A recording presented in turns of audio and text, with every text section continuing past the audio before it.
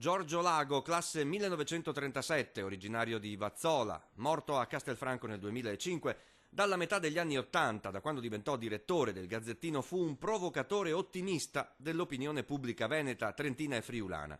A 10 anni dalla sua morte, all'Università di Padova se ne ricorderà la figura con il libro raccolta di suoi editoriali C'era una volta il Nord-Est, 20 anni di giornalismo razzapiave. Che fine ha fatto il Nord-Est e cosa non lo ha fatto crescere così come lo sollecitava a fare Giorgio Lago? Le guerre dei porti, degli aeroporti, degli interporti, delle università, i fallimenti delle candidature di Cortina ai mondiali, il fallimento di Venezia, capitale della cultura. Abbiamo accumulato un fallimento dietro l'altro. Abbiamo tanti bravi attori individuali, ma che proprio non riescono a giocare insieme. Lago credeva nel federalismo, il Veneto non lo ha realizzato, l'Italia lo ha boicottato.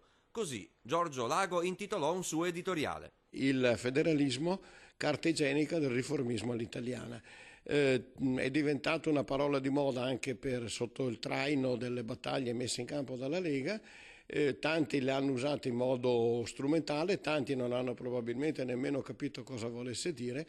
A troppa gente fa comodo un sistema antifederalista, cioè un sistema dove pochi decidono e tanti partecipano alla distribuzione dei benefici.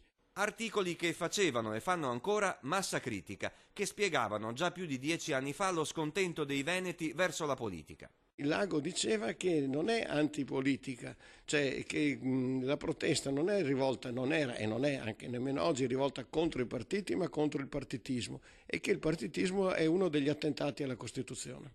Lago ci lascia comunque un incitamento. L'Italia ricostruita dopo 2 guerre, una delle quali combattuta soprattutto a nord-est, non può arrendersi.